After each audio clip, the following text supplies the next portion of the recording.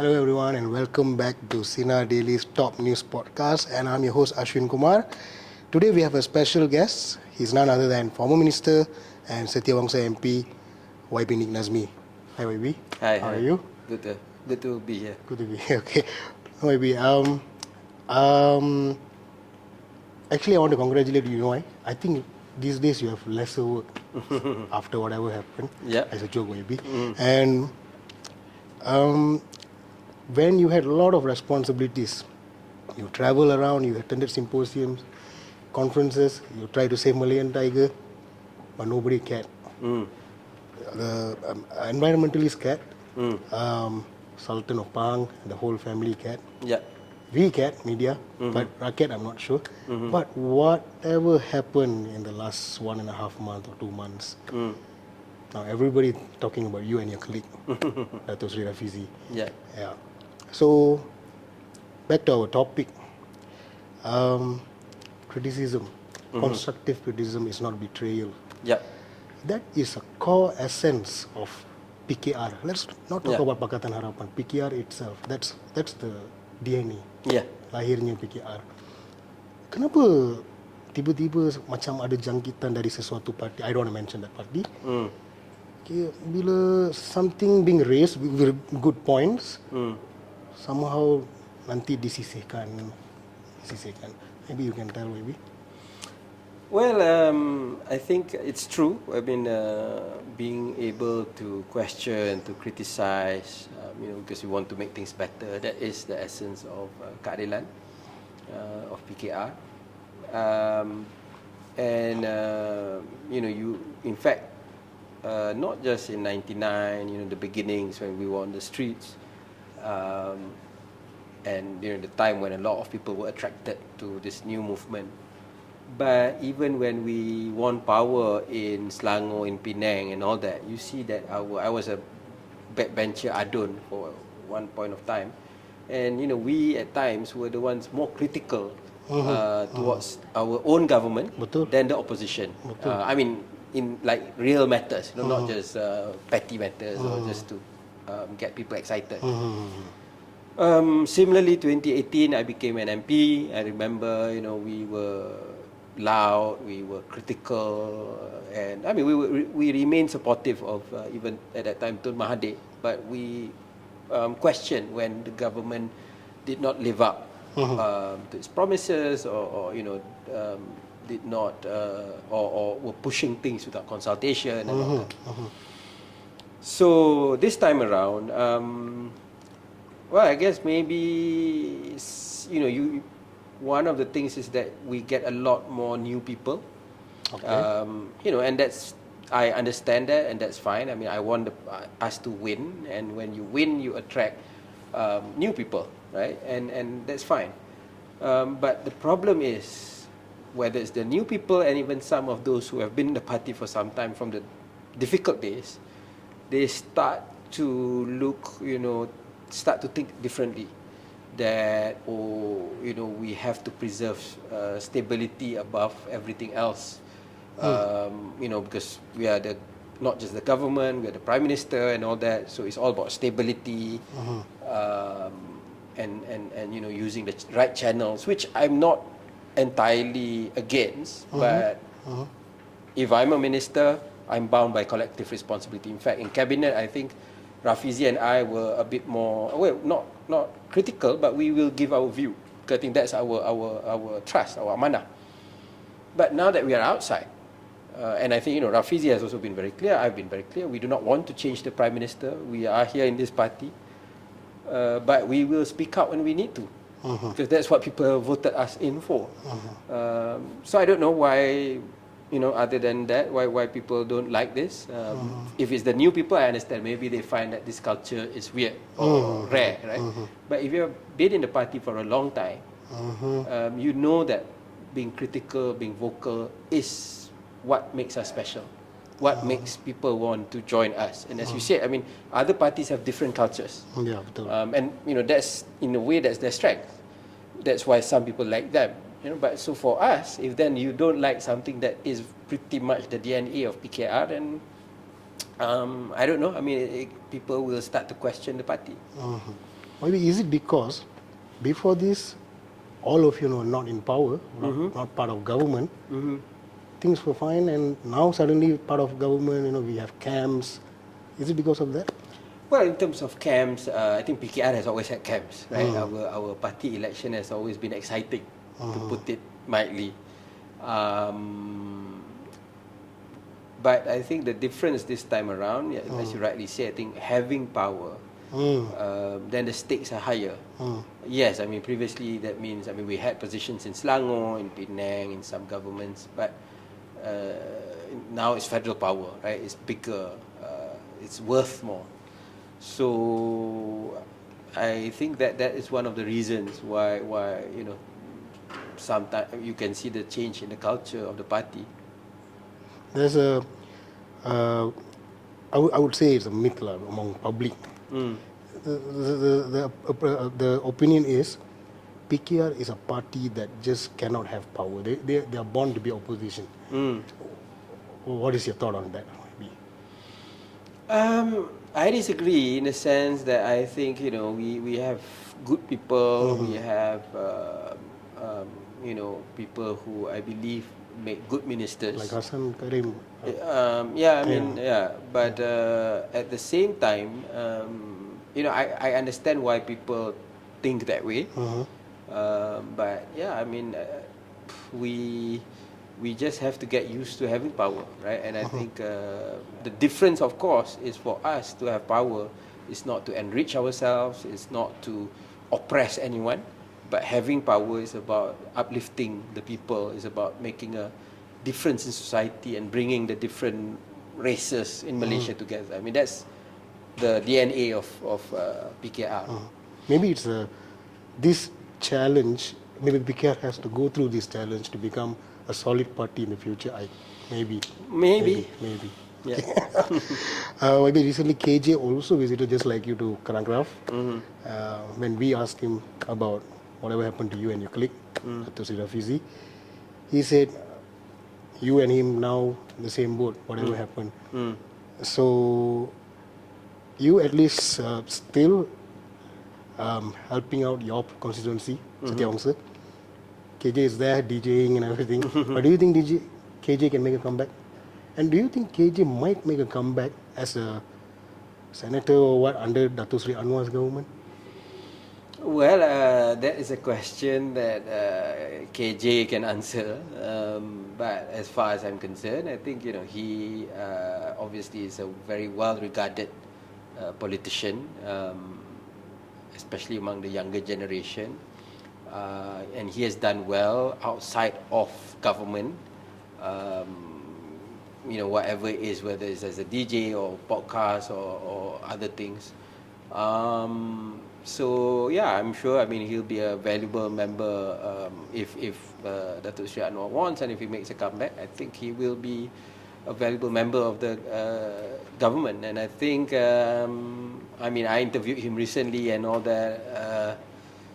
I do see a slight change, like the criticisms are a bit more measured. I see. Okay. Yeah, whether it's about the government, Datuk Sri Anwar, Datuk Sri Zahid. So the rest, it's something that I don't know. He has never, confided to me or whatever on that. Understood. And talking about every time when there's a political turmoil or rumors, it's always about somebody saying something. Citrus, Iswardi Morni, people like him and everything. But sometimes they're telling the truth, yes. Media is saying one thing, opposition saying another thing, and the kunchu saying some stuff.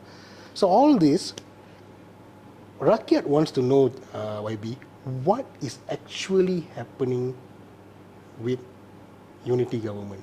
What is actually happening? Maybe we can get it from you. Well, I think this is the colour of society. It's a democratic society. It's an open society. So you get people with different views. We are not a one-party dictatorship.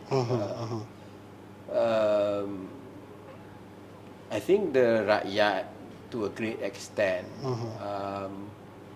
they form their own opinion, and they sort of, they get the view from the government, they get view from the opposition, they get view from the critical members of government like myself, they get views from the media, from social media.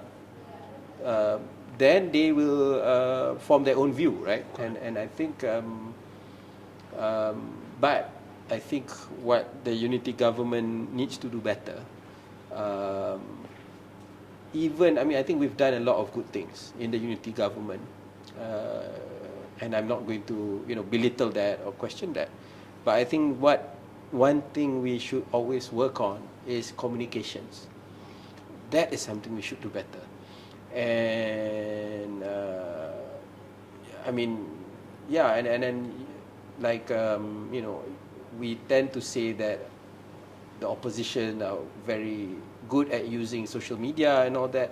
We used to be very good at using social media. Exactly. You can't suddenly, because I think suddenly you have a sense that some people in government are more comfortable with mainstream media. But we know that mainstream media is important, but that alone is not enough. Or not, we wouldn't win in 2018. Correct. So that's one thing. And two is that sometimes, the opposition, or you have some people saying silly things and all that. We have to be more tolerant of views, of criticisms, rightly or wrongly.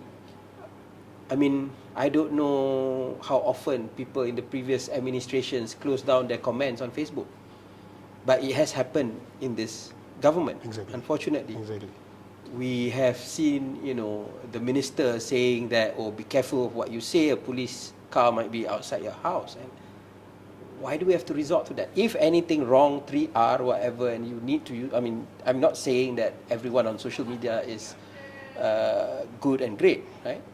But if there needs to be, you take action. But you shouldn't advertise or shouldn't rely on that again and again, because this is what we fought against. Exactly. Right? You have to be very careful. You have to give a wide room for disagreement, for criticism, before taking action. And I think this is something that we have to navigate very well. And I think PMX have repeatedly said this about this communication. And Yeah. I think earlier, first year, I think Fadlina said about it as well. But takkan 3 tahun masih problem yang sama saja. I think by now should fix, and the focus should be in something else already. Agreed. And time is running out. We have 2 more years before general election. So we have to take action now. And it's, if we know the problem, then we have to take the action lah. Now let's go back to again our title, YB, PMX. How is he doing? Is he doing a good job? Because from a layman perspective, my own father said, what did he promise? What is he doing? That's all. Yeah. No in-depth analysis, nothing. That's all. But I find it's quite sharp. Quite sharp. And I can't answer that. Can't answer that. Yep. Maybe you can say. Well, yeah, I think the core PKR reformasi supporters, it's been there for 25 years, right? Yeah, over 25 years, waited for him to be in power. He spent, 10 years in prison. It was a long journey. In fact, people were writing him off in 2022 when he became Prime Minister. People understand that this is not a PH government. We had to govern with BN, with GPS, GRS, so it's quite an awkward arrangement. I think people understand that, and people don't expect us to deliver the PH manifesto, in total. Right? Yeah, that's people understand that. That's yes. Yeah. But I think what is crucial is about, and the priorities. What are our priorities and all that? And obviously there are certain reforms that we had to do, which was the right decision, but it makes things a bit difficult. I was part of the retargeting of subsidy for electricity. We worked together with the opposition states to increase the water tariffs because we felt that was necessary. Diesel. And obviously there are some unintended consequences. Whether it's real or whether it's just perception is a different thing, but people feel that, oh, benda mahal and all that. So, I mean, it's not easy, right? And then, but I think there are things that that are very central to what reformasi is about, and that you have to draw the line. Correct. So one of the things, for example, is the judiciary. I mean, I think Datuk Sri Anwar Ibrahim knows more than anyone else what it is to be, when you have an unfair judiciary. But he, stood tall, and he managed to succeed eventually. The issue is, process. I mean, sometimes you talk, but we went through the process and all that, and that's fine. But I think again, it was the perception, right? So that was why the 9 of us spoke out. We don't just speak out for the sake of it. We felt that we need to. The judges didn't have a voice, and our judiciary have been doing so well. Since 2018. Correct. Not many countries can say they are able to imprison their prime minister. Correct. We did that, right? So when people get worried, we had to be the voice. So I think that was one main thing. And I think I don't know. I mean, there is also a sense that we are trying very, very hard to get the UMNO, PAS and Bersatu voters. And obviously, I mean, Sarawak is another thing, and to a certain extent, I understand. But okay, let's talk about this part. And again, obviously, it's important. Malay voters are crucial to any government in Malaysia. Correct. But sometimes, I'm in KL, and I'm not just talking about the non-Malay voters. I'm talking about the progressive Malays. I'm talking about those who have been in reformasi. Those who were never in any party. 1998, they saw Datuk Sri Anwar being treated like that. They decided to join reformasi. They feel that their views, their concerns are relegated under this PH government. And this is like, this is our first love, I like to say. These are our core supporters. Correct. You cannot alienate them. Correct. I hope we can win over the Malay voters. I hope we can win over Sarawak voters, SPH, right? But if you can't hold on to your core voters, Correct. it's going to be very difficult. We're not going to win Kelantan overnight. Correct. We're not going to win the Malay rural areas overnight. So we need to ensure that our voters still believe in us. And the other part is, even when we have been doing the right things, communications again. Right? Because if we are not talking about being saints, you do your good deeds quietly, because God knows, right? We are talking about politics where you need votes. So if people don't know, or people get the wrong info, or the opposition has been painting what we do rather than what we are telling, then we are in for a tough time.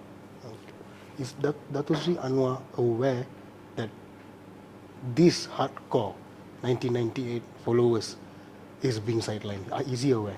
Because I'm just worried that one day he will become Datuk Sri Najib, in the sense of, remember Datuk Sri Najib always thought everybody loved him based on I love my PM and everything. And the moment the reality strike, then Datuk Sri Najib realized, oh, we actually had a problem and people covered for me. I don't want that to happen to MX. So is he aware? Maybe? I hope he's aware. I think he's a smart man. We have been raising this issue, right? And so I hope he's aware. Okay, baby. And another thing you mentioned earlier, that doing good deeds behind, nobody knows, publicity. Putri Reformasi, Nurul Izzah. How important is she for PKR, maybe? She's very important. She's the deputy president. She is the co-director for elections for the party.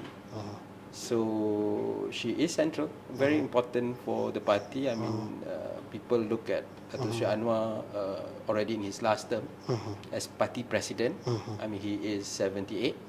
So obviously, Nurul Izzah as the number 2 in the party is people will look at her as, as someone who has to be ready to take over the party at any time. And since the formation of unity government, that's quite a unstable graph when it comes to Puteri Reformasi, because first remember nepotism, but quick action were taken. But I think some loyalists affected with that one move itself. What went wrong, YB? And do you think they have managed to fix it? I don't know. I mean, obviously, being the going into deputy president, running against the incumbent Rafizi, obviously that reinforces that perception. But she's now deputy president, and I think she is a very talented, very smart and popular young leader. So I think she should leverage on that and really focus. But this is a different ball game, because once you're deputy president, I mean, I was vice president. Vice president, there's 7 of us, 4 elected, 3 appointed, right? So, if it's like a goalkeeper, because so being a deputy president is a bit like a goalkeeper, or being a president, because you're the only one there. Correct. So anything goes wrong, it's very noticeable. No one can cover for you. But if you're a defender or if you're a midfielder, you have a few layers and a lot of players that can run and cover for you. So I think, so she has to, step up. She's very capable. I mean, I've been working, she's a friend from a long time, and she's been, in frontline politics for a long time. So, this is her time to prove herself. Okay, YB. Another question. Farhash. Siapakah Farhash? I mean, generally we know. Why there's always seems Farhash ni macam YB ada je issue. Ada je issue. Yeah. I'm not saying it. Netizens saying it. Ada je issue. Recent, the Sabah scandal and everything. Is everything okay with him? Or is the media getting it wrong? Or what, before this 7/11? Yeah. So YB. Well, I don't know. The details and all that, I'm not privy to it. What I can say Quite an ambitious guy, right? Ambitious. Ambitious. Nothing wrong with that. But I think, when you are a politically exposed person, and obviously people know that you're previously the political secretary to the Prime Minister before he became Prime Minister. So I guess he has to be willing to be more, to really understand that people will go through every single business dealings and everything that he does, right? So he has to be prepared for that. If it's above board and everything, then he just has to come clean. Right? And because people ask these questions, and I don't think asking question is completely fair. Right. We did that on other people who were close to previous prime ministers. So if you are, whether you like it or not, this is the challenge. There are good parts of being close to PM, but the downside is that people will really look at you and ask all these questions. So anyone has the right to be ambitious, but has to be willing to be open and answer these questions. Is AMNO okay with him as well, YB? I don't know that one. You have to ask AMNO. Okay, I'm still a PKR member. And the netizens are saying, Rakyat is saying, Farhash is like a liability for PMX. So I don't know whether PMX is aware of it or not. Hopefully somebody will advise PMX. And moving on, maybe. We have one Merdeka question. Yeah. A separate question, which is easier lah. Recently, whatever happened, I'm sure you're aware. It has come to a point where rakyat takut nak letak bendera. takut. Maybe it could be a designer's fault. Yeah. It could be the delivery guy's fault. You know. So, what approach should we take? Should we like educative or punishment? Because look now seems like punishment is the main way that we are going. What's your opinion on that? You know, I think, we obviously, as Muslims, we treat our Quran with reverence because it, is the word of God, and you have a certain way to deal with it and all that. But I give you an example. If you accidentally, say a printer, and it happens, a printer misprints a Quran, they immediately, they consciously realize it and they rectify it, they apologize for it. Even sometimes they sell and they recall whatever change with a reprinted proper Quran. It's not the same as someone who takes the Quran and burn it out of hatred for the religion. Correct. Right? So similarly, this is obviously on the less. That's about the holy book. If you're talking about the flag, to me, patriotism is not about waving flags alone.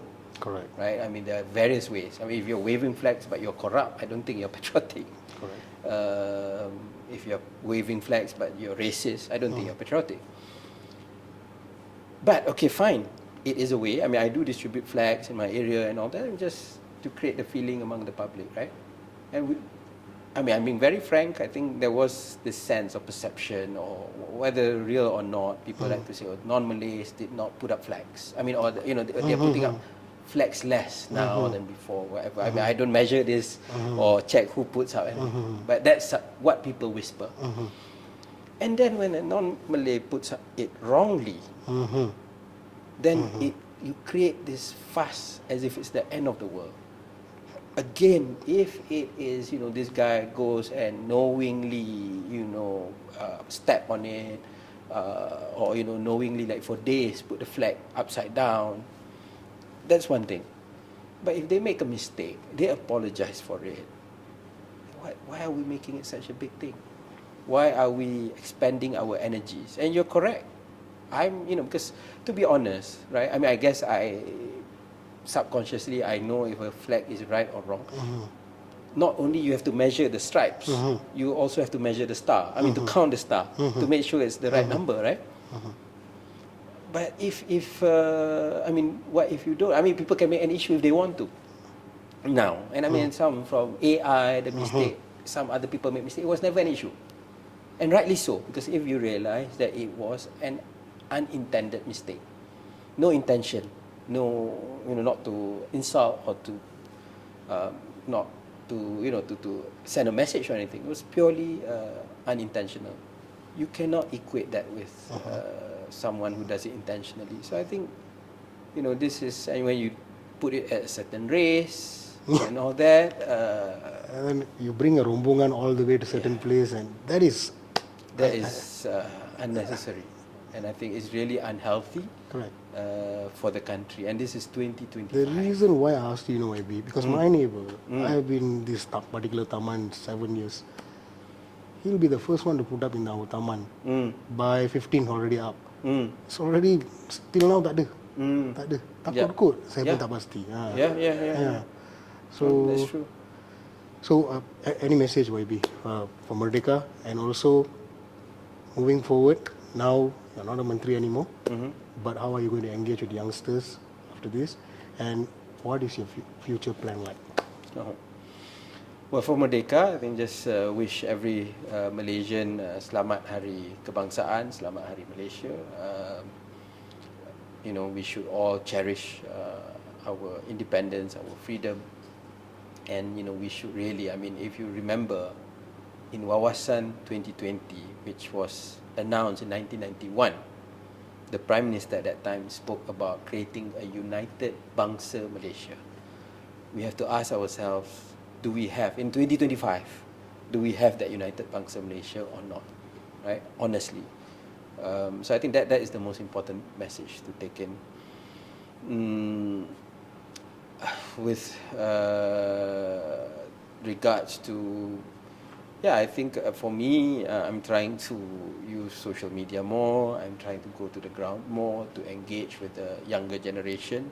I know it's a challenge. They're using different apps. They're using different platforms, the language they speak, they have a shorter attention span, they're very curious, very aware about the environment. So I'm trying to engage with them as much as possible, but it's always a learning process when you're old and you're used to certain things. As for my future plans, I mean, currently I'm happy. I have a bit more time to myself. I'm trying to exercise more, although I haven't done it. I'm focused in my constituency, going down. I'm focused in Parliament, raising issues that are critical to the rakyat. And I also have my own media set up, Lebih Masa, where I not just do podcasts, I do documentaries, and we have other exciting programs coming up, inshallah. So thank you, IB. Thank you for participating in our podcast session. Thank you. And to the audience, thank you for watching. May you all had an insightful session. Thank you. Bye.